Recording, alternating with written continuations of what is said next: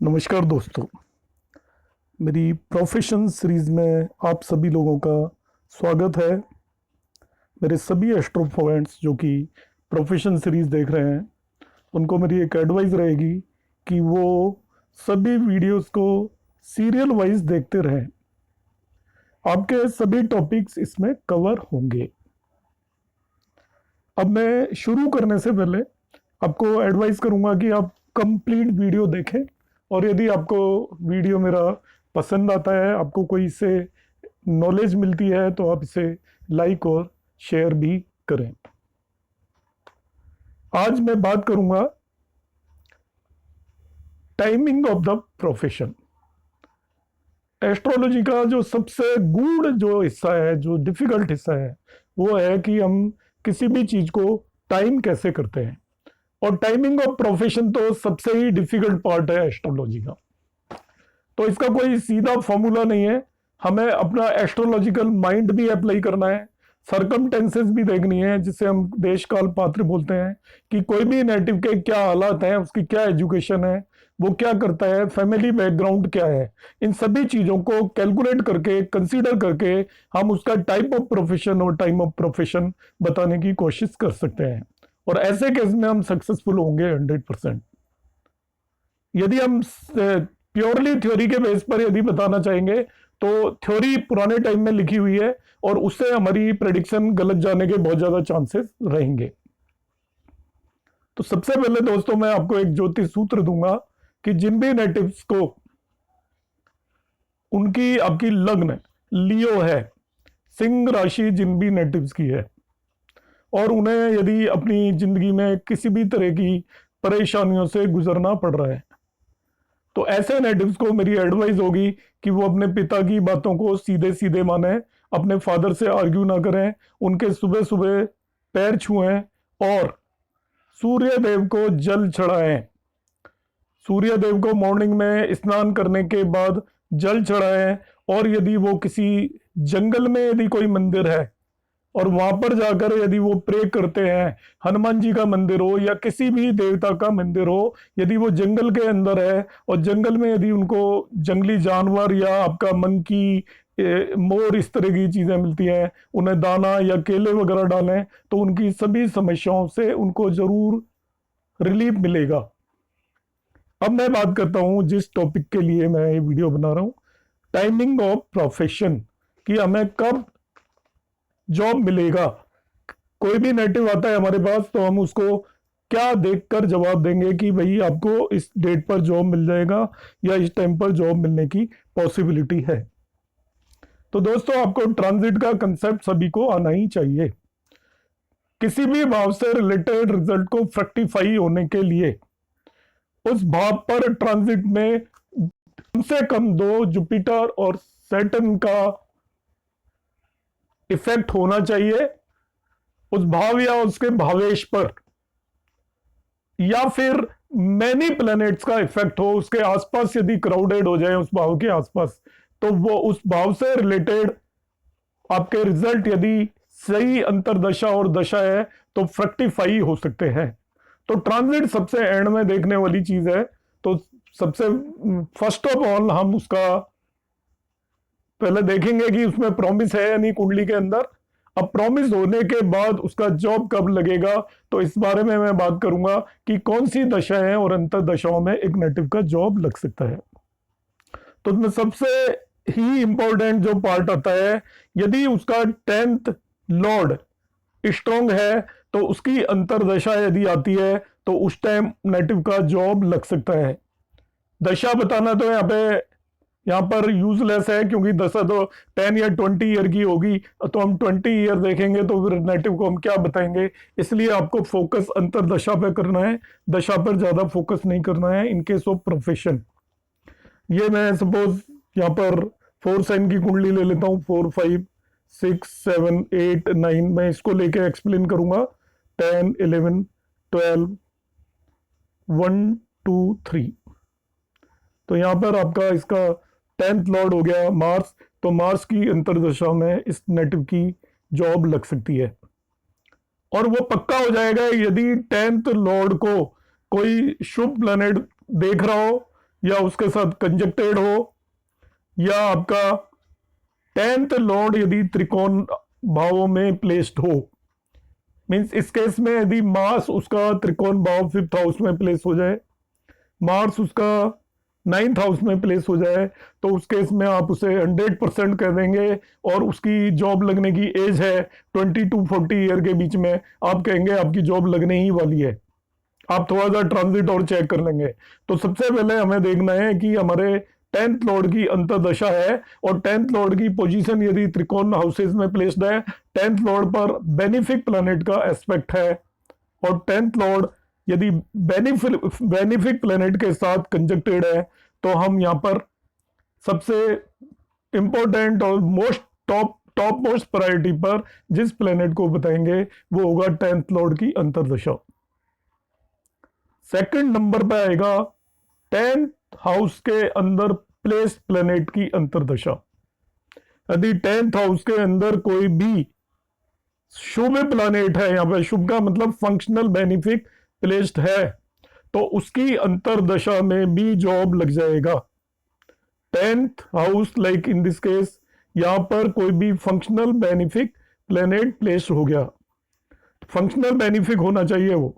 Suppose moon अगर बैठ गया तो इस चार्ट के लिए मून फंक्शनल बेनिफिक है।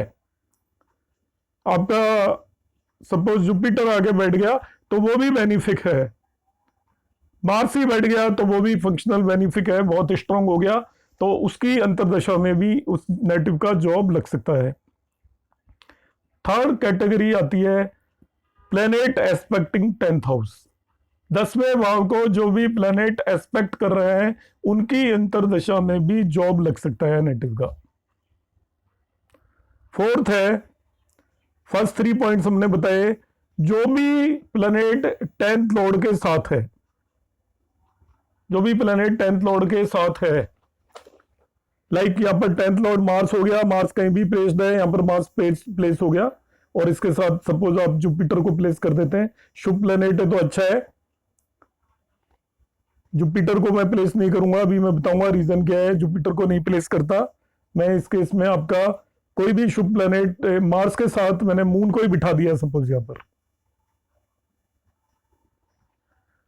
तो मार्स के साथ 10th लॉर्ड के साथ मून बैठा हुआ है, तो मून की अंतर्दशा में भी इस नेटिव का जॉब लग सकता है।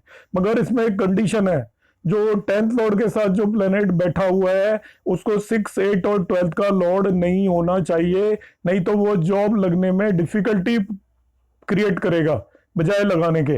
यदि 10th लॉर्ड के साथ 6, 8, 12 का लॉर्ड यदि कंजक्टेड है तो वो प्रॉब्लम क्रिएट करेगा, जॉब इजीली नहीं मिलेगा।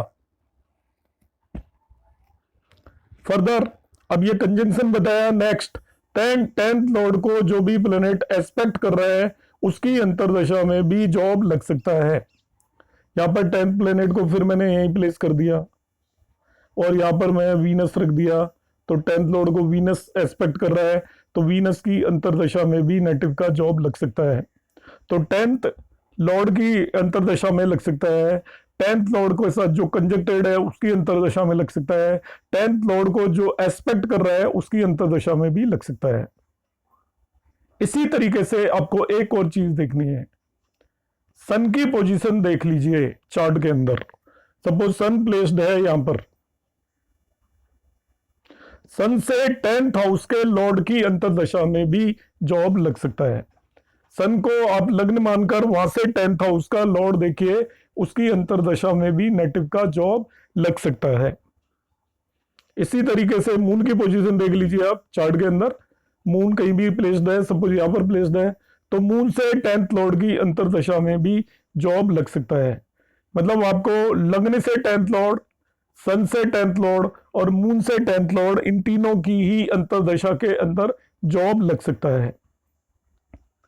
अब कर्म के जो मेन 2 कारक हैं, कर्म के वैसे 4 कारक बताए हैं मैंने प्रीवियस वीडियोस में, आपका सन, मरकरी, सैटर्न और जुपिटर।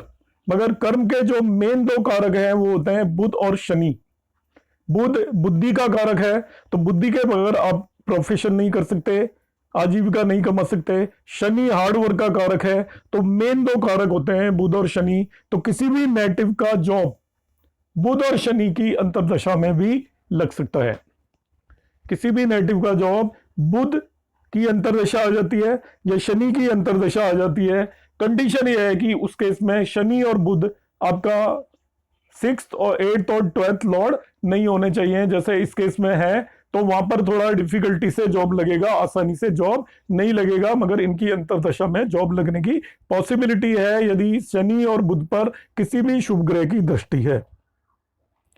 नेक्स्ट जो हम देखेंगे वो देखेंगे कि दशमेश या 10th लॉर्ड नवांश में जिस भी राशि में पोजीशनड है, D9 चार्ट में आप देख लीजिए वो किस साइन में चला गया।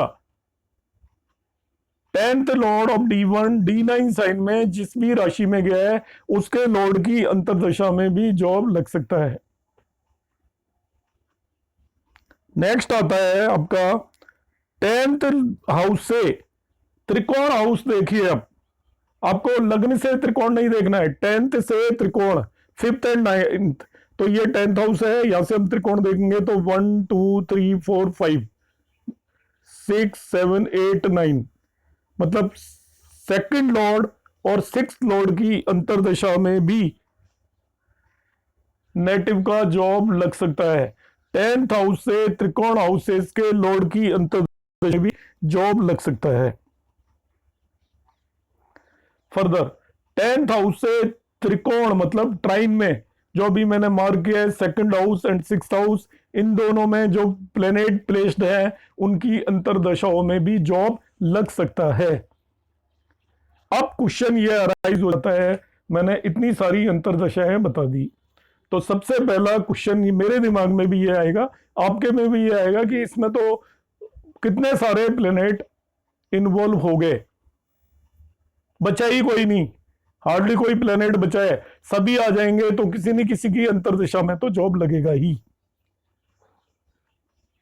तो बिल्कुल सही है आपका क्वेश्चन, मगर इसका आंसर भी उतना ही इजी है, क्योंकि केवल अंतर्दशाएं तो जॉब लगा नहीं देंगी।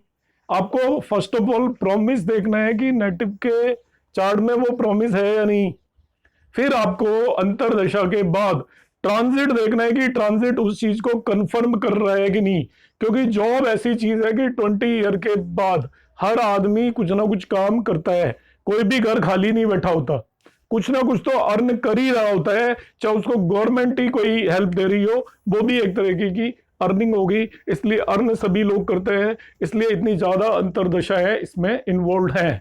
मगर आपका जॉब किस तरीके का लगेगा, आप जॉब से सेटिस्फाई होंगे, आपकी कितनी अर्निंग होगी, इसके लिए मेरा प्रीवियस वीडियो देखेंगे तो आपको उसका आंसर मिल जाएगा।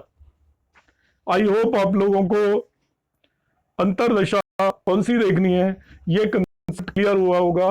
यदि आपको ये क्लियर हुआ है और आपको मेरा ये वीडियो पसंद आया है तो आप इसको लाइक और शेयर कर सकते हैं। आप सभी लोगों का धन्यवाद।